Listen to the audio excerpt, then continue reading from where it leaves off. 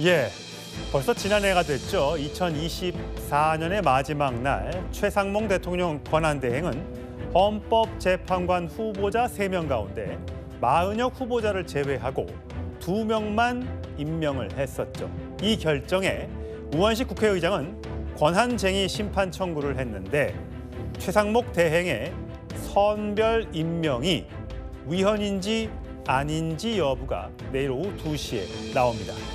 자, 위헌이냐 아니냐 이 결과 발표를 앞두고 국민의힘에선 우 의장의 권한쟁의 심판 청구 자체에 문제가 있다. 헌재는 이 청구를 각하해야 한다. 이런 목소리가 나왔습니다. 함께 들어보시죠. 우원식 의장이 제기한 권한쟁의는 한마디로 위법하고 설령 위법이 아니더라도 그 과정에서 국회의 의결 절차를 누락한 중차대한 문제가 있습니다. 한마디로 우원식 의장과 민당의 대국민 쇼에 불과합니다. 국회의원 우원식이 독단적으로 국회를 참칭한 헌법 위반이자 초법적 권력 남용입니다. CEO가 주총이나 이사의 결의도 없이 독단적으로 자기 월급을 올린 것이나 다름없습니다. 예, 최소연 평론가. 네. 내일 결정이 어떻게 나올지는 아직 알 수 네. 없는데요. 국민의힘에서 일단 반발하고 있는 이유 중에 하나가 절차적으로 문제가 있다. 어떤 부분입니까? 그러니까 지금 국민의힘이 얘기하고 있는 것은 이게 이제 한 총리 탄핵가 될 경우는 본회의를 거쳐서 간 거잖아요. 예. 그래서 이제 그 저쪽에 헌재로 이제 이송이 됐는데 마은혁 후보자 같은 경우에는 최상목 대행이 임명하지 않으니까 우원식 국회의장이 본회의의 표결 절차 없고 그다음에 여야 합의 구조를 거치지 않고 최소한 원내대표와도 상의하지 않은 채 의장이 공문을 보내서 이것에 대한 헌법 그 쟁의를 가려달라고 소원을 낸 겁니다. 예. 그러니까 이것이 과연 국회 권한을 헌법의 권한을 침해했는지 이걸 가려달라는 건데 사실 여기에 대해서는 논란이 있을 수밖에 없는 게 12월 27일 이에 앞서서 갔던 그 한 총리의 탄핵이 정당했느냐, 그다음에 150석이냐 200석이냐의 예. 탄핵 기준 여기에 대해서는 헌재가 아무것도 진행하고 있지 않으면서 이보다 늦게 갔던 새해에 갔던 이 점에 대해서는 지금 다 바로 다음 주에 한다는 것 아닙니까? 그러니까 우선순위도 바뀌었고 게다가 여기에 사안의 중대성, 시급성도 여기에 중하지도 않고 그다음에 이것은 오히려 마은혁 후보자를 임명함으로써 구인 체제를 완성하려는 이른바 조직 논리의 헌법재판소가 앞선 것 아니냐 이런 비판을 국민의힘이 당연히 제기하고 있는 겁니다. 예. 자, 여기에 대해서 여전히 국민의힘 의원들은요. 지금 윤상현 의원뿐만 아니라 여러 사람들이 자, 김기현 의원은 국회의장이 임의로 권한쟁의, 이거 심판 불가다. 주진우 국민의힘 법률자문위원장은 선례에 비춰서 각하될 사안이다. 나경원 의원은 한덕수 심판보다 먼저 심각한 선후 전도다. 이렇게 주장하고 있습니다. 자, 김직존 대변인. 민주당이나 국회 쪽 대리 변호인단에서는 이거는 국회의장 개인이 낸 게 아니라 국회에서 낸 거기 때문에 문제가 없다. 그런 입장인 거죠? 당연합니다. 지금 국회의장은 국회법 10조에 보면 국회를 대표하게 되어 있고 국회의장이 내는 것이 아니라 지금 이 권한쟁의는 국회의 침해된 권한에 대해서 확인을 받지 않고 헌법재판소에다가 그 제청을 한 것이기 때문에 신청을 한 것이기 때문에 국회의원 우원식 또는 국회의장 우원식의 명의가 아니라 국회 명의로 제출이 됐다라는 부분 하나 먼저 말씀드리고요.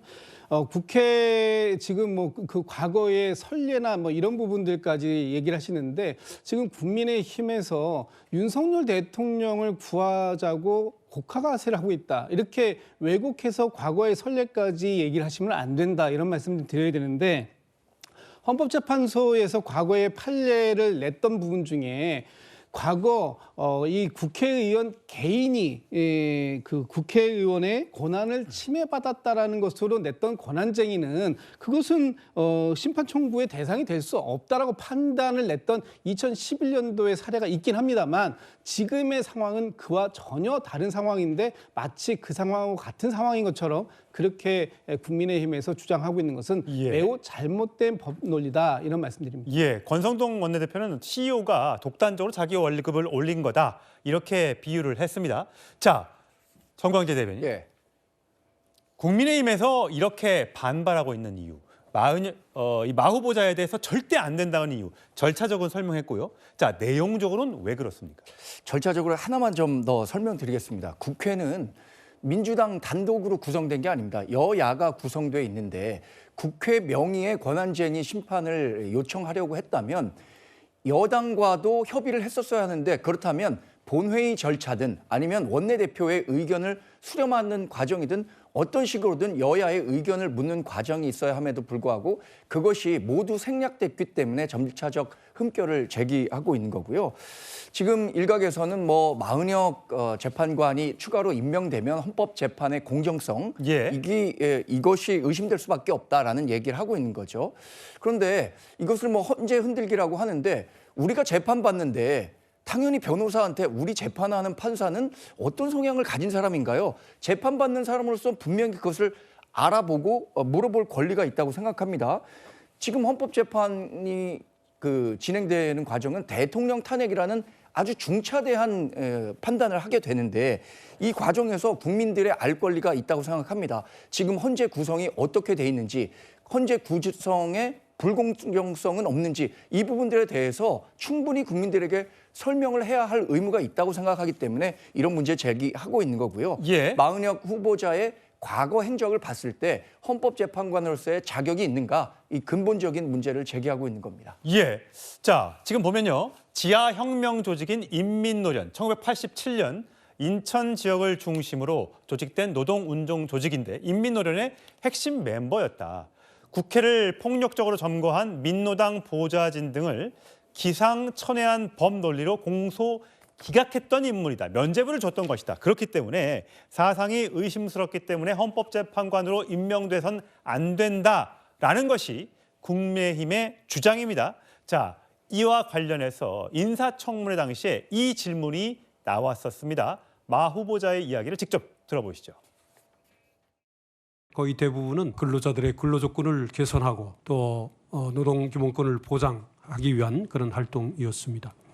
당시 민주노동당 당직자들만 기소된 것을 저는 차별적인 기소로 보았습니다. 그래서 공소기각 판결한 것이고 공소권 남용에 관한 박사학위 논문들을 제가 조사를 하고 검토를 해서 그 기초 위에서 판단한 것입니다. 성치훈 부의장. 그러니까 좌편향 판사 아니었냐 이 주장을 하고 있는 것 같아요. 국민의힘은. 근데 인민노련 활동했던 것 때문에 안 된다? 인민노련이 나중에 민중당으로 흡수가 됐고요. 그 민중당에는 우리가 알고 있는 이재호, 김문수 이런 정치인들이 활동을 했습니다. 그럼 김문수 장관도 지금 장관이 되면 안 되는 거 아닌가요? 인민노련의 후신인 민중당에서 활동하셨던 분인데 지금 장관으로 활동해도 괜찮은 건가요? 과거의 활동 이력을 갖고 현재 활동해서는 안 된다. 이것이 얼마나 황당무계한 이야기입니까? 그러니까 지금 국민의힘이 얼마나 지금 그 성향을 갖고 지금 헌법재판소의 신뢰를 실추시키는 행위들을 계속하고 있는데 아까 전에 뭐 내가 재판받는 사람의 성향을 물어볼 수 있습니다. 근데 그런 사람들에 대해 판사에 대해서 기피 신청할 수 있지 않습니까? 근데 기피 신청한 사유에는 정치적 성향은 없습니다. 헌법재판관이나 판사의 정치적 성향이 문제 삼아서 나는 이 사람에게 재판을 받을 수 없다라고 기피 신청을 할 수 없도록 법에 되어 있습니다. 그런데 지금 국민의힘이 하고 있는 행태는 자꾸 법을 초월한다고 했는데 본인들이 하고 있는 행위가 법을 초월하는 행위입니다. 법 어디에도 헌법재판관의 정치적 성향에 따라서 이 사람을 기피할 수 있다는 내용이 없음에도 불구하고 계속해서 이 사람은 정치적 성향이 좌편향돼 있기 때문에 그렇기 때문에 받을 수 없다는 주장을 하는 것은 황당무계하다는 말씀을 다시 한번 드리고 싶고 그리고 지금 8명 중에 마은혁 후보자를 제외하고 8명 중에 진보 성향이 3명이고요. 중도 보수 성향이 5명입니다. 그러면은 우편향 아닌가요? 어떻게 이런 상황에서 좌편향 3명을 전부 다 기피 신청을 하고 하는지 과거 이 박근혜 대통령 탄핵 심판을 할 때 9명 나중에 헌법재판소장이 퇴임을 했지만 9명으로 시작할 때 6명이 보수 성향이었습니다. 그러면 그 당시에 민주당이 그 당시에 박근혜 대통령의 탄핵 심판을 하는데 보수 성향 판사들은 우편향 돼 있으므로 안 된다. 6명 기피 신청하라. 이런 주장을 하는 게 말이 됐겠습니까? 그럼 말이 안 됐기 때문에 우리도 그런 걸 안 했던 건데 어떻게 국민의힘은 지금 법을 초월해서 자꾸 헌법재판관들의 정치적 성향에 따라서 이런 국민적 혼란을 줄 수 있는 발언들을 하는지 정말 부적절하다는 말씀 드리고 싶습니다. 자, 헌법재판소가 내일 어떤 결정을 할지 인용을 할지 기각을 할지 지켜봐야겠죠. 자, 민주당에선 이게 최상목 대행도 그렇습니다. 만약에 이 관련 마은혁 후보자를 임명하지 않은 것이 위헌이다. 이런 헌법재판소가 결정을 하더라도 최상목 대통령 권한 대행이 이를 받아서 바로 임명을 할지 안 할지 여부는 현재로서는 알 수 없습니다. 강제할 수 없다는 또 얘기도 있기 때문에요. 자, 민주당에선 그래서 고민을 하고 있는 것 같습니다. 민주당의 목소리 들어보시죠. 자기가 하고 싶은 것은 적극적으로 하고 자기에게 조금이라도 불리하거나 마음에 안 드는 것은 안 해버리는 거예요. 네, 매우 그렇죠. 선택적으로 권한을 행사하고 있습니다. 문제는 키가 이제 최상목 권한대행이 임명을 미루는 거예요. 그러면은 상당히 그 정도 되면은 우리가 탄핵을 해야 되지 않겠냐라고 그렇죠. 네. 생각이 드는데 네, 두번 진짜 연속. 고민이 너무 많습니다. 민주당 입장에서는 탄핵을 하자고 하니 한덕수 대행 탄핵 이후에 민심이 좀 돌아선 것 때문에 아마 고민을 하고 있는 것 같아요. 자, 최상목 대행의 결정은 내일 지켜보면 알 것 같고 지금 국민의힘에서는 마은혁 후보자 안 된다. 그리고 문영배, 이미선, 정계선 스스로 거취를 결정해서 이 재판을 하지 마, 탄핵 심판에서 빠져라라고 주장하고 있습니다.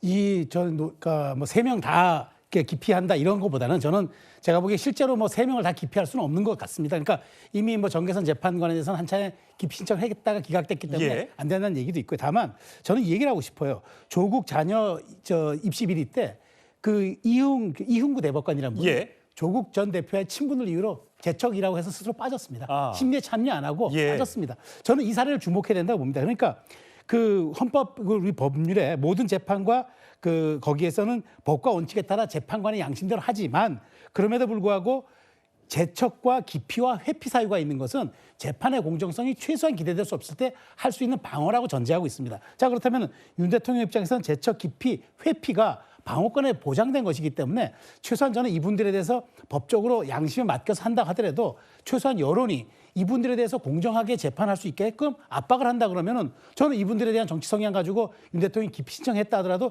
이것이 논박에 된 문제는 아니라고 예. 생각하기 때문에 이 부분에 관해서는 저는 재판관들의 조금 더 엄정한 중립 의지가 예. 필요하다 생각하고 있습니다. 김진욱 전 대변인, 뭐 짧게 좀 부탁을 드리면 이렇게 만약에 재판관들을 공격한다거나 하지 말아라고 하면 이게 탄핵 심판에 윤 대통령 입장에서는 이 유리할까요, 불리할까요?